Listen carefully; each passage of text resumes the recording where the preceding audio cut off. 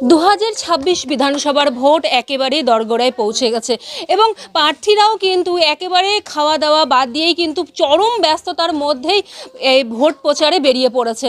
রায়গঞ্জ শহরের কর্ণজোড়া এলাকায় আমরা বিজেপি প্রার্থীকে পেয়ে গেছিলাম এবং এই প্রচারের মাধ্যমে তার সাথে কথা বললাম এবং জানতে পারলাম যে এই প্রচারের মধ্যে দিয়ে তিনি কি কাজ, মানে আগামী দিনে তিনি যদি জয় হন কি কাজ করবেন এবং এলাকাবাসীরও দাবি আছে যে শিক্ষা, পড়াশোনা এবং তার পাশাপাশি স্বাস্থ্য ব্যবস্থা, চাকরি, যা কিছু থেকে আমরা এতদিন ধরে যে বঞ্চিত রয়েছি, তাই বিজেপি সরকার আসলে পরে তা পূরণ হবে এমনই জানাচ্ছে এলাকাবাসী। প্রচারে গিয়ে বাচ্চারা হচ্ছে আইডেন্টি কার্ড বানায় নিয়ে হচ্ছে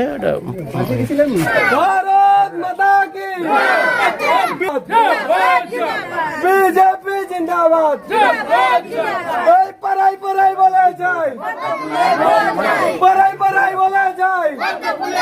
ছোট ছোট বাচ্চারা ও মহিলারা কিন্তু আগাম জয়ের মালা কিন্তু পরিয়ে দিলেন কৌশিক বাবুকে। ঠিক আসার পরে দেখলাম দরজার সামনে আপনারা মালা পরালেন, কি বলবেন? আমরা চাই বিজেপি জিতুক, উন্নয়ন হোক, বেকার ছেলে মেয়েরা কাজ পাক, অভাব অনাটন দূর হোক, পরিযায়ী শ্রমিকরা দেশের বাইরে যারা আছে তারা দেশে আসে কাজ পাক, এটাই আমাদের চাওয়া। তাহলে এবার আশা আছে বিজেপি আসলে পরে রোজগার 100% উন্নয়ন হবে। হ্যাঁ, কি বলবেন? আমরা বিজেপির দিকে প্রার্থী আসছে, আমাদের খুব ভালো লাগিছে। এবার বিজেপি জিতবে, এর জন্য প্রার্থীকে আমরা খুশি হয়ে মালা পরাইলাম। কোথাও কি আপনাদের চ্যালেঞ্জ বাড়লো? না, এরকম চ্যালেঞ্জ কিছু নয়। মুখ্যমন্ত্রী তো 294টাই কেন্দ্রেই যেতে পারেন, কিন্তু কিছু হবে না, কারণ মানুষ এবার রায় ঠিক করে ফেলেছে মনের মধ্যে। ভারতীয় জনতা পার্টিকে তারা ক্ষমতায় আসছেন, আনবেনই, এ তো মানুষ মনের মধ্যে ঠিক করে নিয়েছেন। সুতরাং মুখ্যমন্ত্রী এলো বা মুখ্যমন্ত্রীর ভাইপো এলো, কেউ কোথাও কিচ্ছু করাতে পারবে না, কারণ মানুষ মনে মনে ঠিক করে নিয়েছেন। একটা ইনার কারেন্ট মানুষের মধ্যে চলছে। রাস্তাঘাট কেমন দেখতে পাচ্ছেন বিভিন্ন জায়গায়? বিভিন্ন রাস্তাঘাটের অবস্থা তো খুবই খারাপ, উন্নয়ন তো চোখে পড়ে না। উনি অনেক উন্নয়নের দাবি করেন, কিন্তু উন্নয়ন চোখে পড়ছে না। যতটুকু রাস্তা হয়েছে সব পাথর উঠে যাচ্ছে, সিমেন্ট নেই। তো এটাই উন্নয়ন। আপনি যদি যেতেন আপনার কি কাজ থাকবে? মূলত বড় কাজ যেগুলো আছে সেটা হচ্ছে গ্রামীণ এলাকা থেকে প্রচুর ছেলেরা ভিন রাজ্যে কাজে চলে যায়, আমরা যাদের পরিযায়ী শ্রমিক বলি। বছরের পর বছর তারা বাড়ি ফিরতে পারে না। তো আমরা ভারতীয় জনতা পার্টি থেকে ঠিক করেছি যে স্থানীয় এলাকায় যাতে কাজ পায়, আমাদের বাড়ির ছেলেরা যাতে বাড়িতেই থেকে কাজ পায়, সেই জন্য প্রচুর কলকারখানা হবে। বিকশিত বাংলা, বিকশিত ভারত। মায়েদের জন্য নানা রকম প্রকল্প আছে, যেরকম মায়েরা এসএইচজি দল করেন, তারা যাতে ভালো করে দল করতে পারেন, দল করে সেখান থেকে রোজগার বাড়াতে পারেন, ব্যবসা করতে পারেন, সেই বিষয়গুলো থাকছে।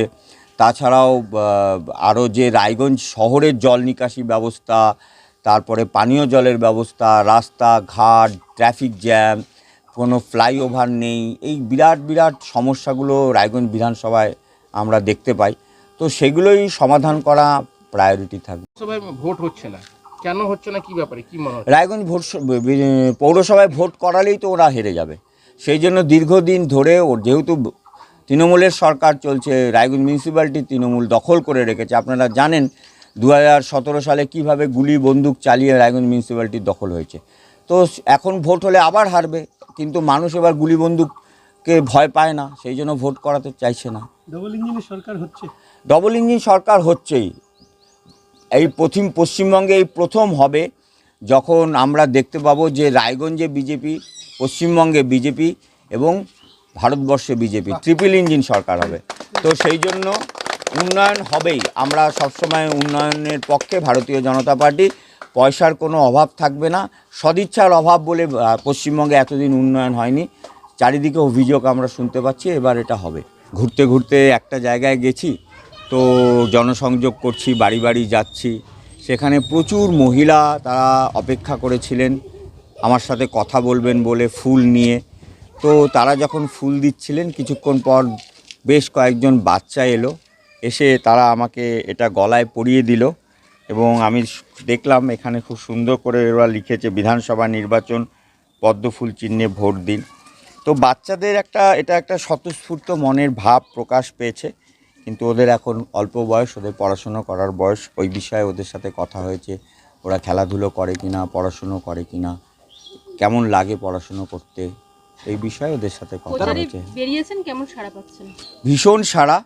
গোটা রায়গঞ্জ বিধানসভা জুড়ে যে গ্রামে গেছি, যে প্রান্তরে গেছি, শহরের যে সমস্ত বুথে বুথে গেছি, পাড়ায় পাড়ায় গেছি, দুহাত ভরে মানুষ ভারতীয় জনতা পার্টিকে এবং আমাকে আশীর্বাদ করছেন।